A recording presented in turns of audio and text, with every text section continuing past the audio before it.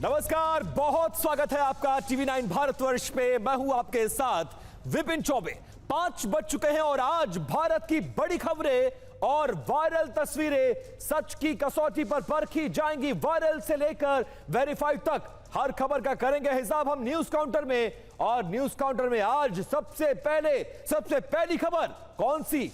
वही राम मंदिर अयोध्या की चढ़ावा चोरी की बात करने जा रहे हैं। आज हम आपके सामने कई पर्दाफाश इस पूरे मामले में करने जा रहे हैं। टिन्नू यादव ने कैसे राम UEM जयपुर एक आदर्श लक्ष्य है। भावी छात्रों के लिए अच्छी नौकरी, भविष्य के लिए तैयार कौशल के साथ अच्छी शिक्षा। मंदिर में VIP दर्शन के नाम पर नेक्सस तैयार किया, यह भी बताएंगे कि SIT की जांच कहां तक पहुंची और साथ ही इसकी पूरी जानकारी देंगे कि 6 जुलाई को ट्रस्ट की बैठक में क्या कुछ बड़ा होने जा रहा है। लेकिन सबसे पहले आप राम मंदिर में चढ़ावा चोरी पर राष्ट्रीय स्वयंसेवक संघ की पहली प्रतिक्रिया सुनिए। श्री रामलला मंदिर में रखे हुए दान पात्रों में जमा राशि की चोरी की दुर्भाग्यपूर्ण घटना से समूचे समाज और राम भक्तों को भावना एवं श्रद्धा को आघात पहुंचा है तथा इस घटना से हम सभी आहत हैं। श्री राम जन्मभूमि तीर्थ क्षेत्र न्यास के आग्रहपूर्वक निवेदन पर उत्तर प्रदेश सरकार ने विशेष जांच दल का गठन कर उसकी अनुशंसा पर कानूनी प्रक्रिया प्रारंभ की है। जांच में जो भी दोषी पाए जाएंगे उन्हें कठोर दंड हो यह सुनिश्चित करना आवश्यक है। राष्ट्रीय स्वयंसेवक संघ सहित संपूर्ण हिंदू समाज की न्यास से स्वाभाविक ही अपेक्षा है कि इस घोर निंदनीय घटना को असाधारण मानकर गंभीरता से व्यवस्था एवं संचालन की सभी कमियों को दूर करने हेतु परिणामकारक कदम उठाए। चढ़ावा चोरी के मामले में RSS की यह पहली प्रतिक्रिया थी जिसमें साफ तौर पर माना है कि यह घटना निंदनीय है और असाधारण कदम उठाने की जरूरत है जो भविष्य में अपने आप नजीर बन सके। देखिए कुछ डिटेल्स हैं और कुछ फोटोग्राफ्स हैं, वो भी दिखाएंगे आपको। सूत्रों के मुताबिक टीवी 9 के पास एक्सक्लूसिव जानकारियां हैं और जो मैं आपको लेकर इस वॉल पर आया हूं। देखिए राम मंदिर ट्रस्ट की बैठक 6 जुलाई को होने जा रही है। इस बैठक में चंपत राय और अनिल मिश्रा के इस्तीफे पर चर्चा संभव है। कहा तो यहां तक जा रहा है कि इस बैठक में ट्रस्ट के अलावा कोई बड़ा शख्स शामिल हो सकता है जिसका ट्रस्ट से फिलहाल कोई लेना देना नहीं है। राम मंदिर ट्रस्ट की बैठक में चंपत राय के भविष्य पर फैसला लिया जाएगा। सूत्रों के मुताबिक चंपत राय की मंशा किसी भी तरह से ट्रस्ट में बने रहने की है। अड़ियल रुख अपनाए हुए हैं, बहुत मुश्किल से इस्तीफा पेश किया है। महासचिव पद पर नहीं तो किसी दूसरे पद पर वो अपनी जगह चाहते हैं, लेकिन वो ट्रस्ट में बने रहना चाहते हैं। खबर यह है कि चंपत राय का खुद को बचा पाना बहुत ज्यादा मुश्किल नजर आ रहा है। ट्रस्ट से जुड़ा कोई भी शख्स चंपत राय के साथ फिलहाल खड़ा नजर नहीं आ रहा है।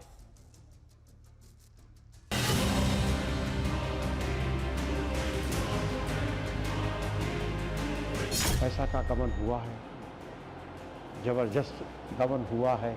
जब हम यहाँ आ गए तो उसमें देखा चंपत राय भी है, गोपाल राव भी है, ये सब जितने हैं, ये हाँ अनिल मिश्रा हैं, तो ये तो किसी कारण से थोड़ा बच गए, जेल नहीं जा पा रहे हैं। अब हो सकता आगे जाएं। अभी पाप नहीं महापाप है और भगवान इसका दंड देंगे। लेकिन एक बात हम और कहना चाहेंगे, देश की कानून व्यवस्था पर, SIT पर हम सबको पूर्ण भरोसा करना चाहिए। जांच चल रही है, निश्चित रूप से हमें इस देश की कानून पर, देश की सरकार पर भरोसा है और सभी आरोपियों को दंड मिलेगा।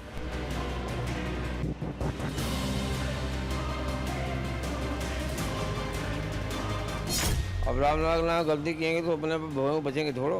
बताया जा रहा है कि संभव है कि अगला एफआईआर उन्हीं पे हो, एक बड़ा नाम के तौर पे सामने आ जाए। एफआईआर करना जरूरी है, अगर चोरी हो तो एफआईआर करना जरूरी है, उसको ईमानदार बनाना ठीक नहीं है।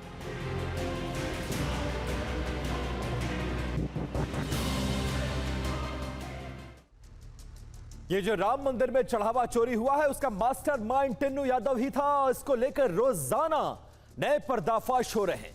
टिन्नू को चंपत राय ने मंदिर में फ्री हैंड दे दिया था। निगरानी का अंदाजा इस बात से लगाइए कि टिन्नू के भाई के पास काउंटिंग रूम की चाबी होती थी। पूरे मंदिर परिसर में सभी कर्मचारी टिन्नू के हर आदेश का पालन करते थे। टिन्नू ने मंदिर परिसर में अपना एक अलग सिस्टम, पैरेलल सिस्टम खड़ा कर रखा था। टिन्नू यादव के 5 रिश्तेदार मंदिर परिसर में काम करते थे। टिन्नू यादव वॉकी टॉकी से आदेश दिया करता था, जलवा था मंदिर में उसका। टिन्नू के आदेश के बाद ही गाड़ियों को अंदर आने की अनुमति मिलती थी। साथ ही पुलिस महकमा भी टिन्नू यादव के सामने नतमस्तक नजर आता था। यह जलवा और यह रौनक वहां पर थी। लेकिन देखिए, अब वीआईपी दर्शन का नेटवर्क सिर्फ मंदिर तक नहीं फैला था, बल्कि आसपास के होटल मालिकों से भी टिन्नू का कैसा एसोसिएशन, और टिन्नू तय करता था कि कौन सी मालदार पार्टी कहां से आ रही है, किस होटल में उसको टिकाया गया है और किसको वीआईपी दर्शन कराना, यह सब कुछ टिन्नू के पास था। और कैसे होटलों में इसका नेटवर्क सक्रिय था वो समझाता हूं मैं आपको। देखिए, उसी नेटवर्क के जरिए टिन्नू का वसूली वाला खेल पूरे अयोध्या में जारी था। राम मंदिर में विशिष्ट अतिथियों के पास वीआईपी पास उनके लिए इशू किया जाता था। ट्रस्ट की तरफ से ये पास निःशुल्क होते थे, लेकिन टिन्नू यादव पास जारी करवाने के पैसे वसूलता था। 1000, 2000, 5000 नहीं, क्योंकि मोटी पार्टी आती थी, बड़े लोग आते थे, करोड़पति लोग आते थे, उनसे लाखों रुपए की रकम वसूली जाती थी। टिन्नू ने होटल के होम स्टे के जरिए यह पूरा नेटवर्क फैलाया था। श्रद्धालुओं को वीआईपी दर्शन का लालच दिया जाता था। श्रद्धालुओं से 500, 1000, 2000 नहीं, बल्कि इससे ज्यादा की वसूली होती थी। और अमीर लोगों से एक पास के बदले 2-2 हजार की वसूली होती थी। श्रद्धालुओं की डिटेल्स टिन्नू को पहले होटलों के जरिए पहुंच जाती थी और टिन्नू गैंग श्रद्धालुओं को वीआईपी दर्शन कराता था। वीआईपी प्रवेश मार्ग पर छोटू नाम की चर्चा है। होटल ना लेने वालों को छोटू के जरिए दर्शन कराए जाते थे। टिन्नू के दिलाए वीआईपी पास छोटू प्रोवाइड कराता था। अगर आप कहीं स्टे नहीं कर रहे तो भी कोई जरूरत नहीं है, सीधा आइए, वीआईपी पास आपका तैयार है, सीधा दर्शन कराया जाएगा। वसूली गई रकम आपस में बांट ली जाती थी और टिन्नू गैंग, मंदिर से जुड़े कुछ और लोग इसमें शामिल और बाहरी लोग भी वसूली के खेल में पूरी तरह से इसमें इन्वॉल्व थे। प्राण प्रतिष्ठा के बाद रोजाना वीआईपी पासेस पे दर्शन कराने में लाखों रुपए की वसूली की जाती थी। टिन्नू यादव का ऐसा जलवा था राम जन्मभूमि परिसर भर में, चंपत राय के आशीर्वाद के कारण, यानी सह पूरी थी, संरक्षण पूरा था। तो ये सारे होटलों में, शहर के दोनों शहर के होटलों में इसने ऐसा एक कॉकस तैयार कर रखा था कि जो लोग होटल वालों से पूछते कि साहब बड़ी इजीली दर्शन कैसे हो सकता है, लोग कहते वीआईपी दर्शन। बोले कैसे होगा?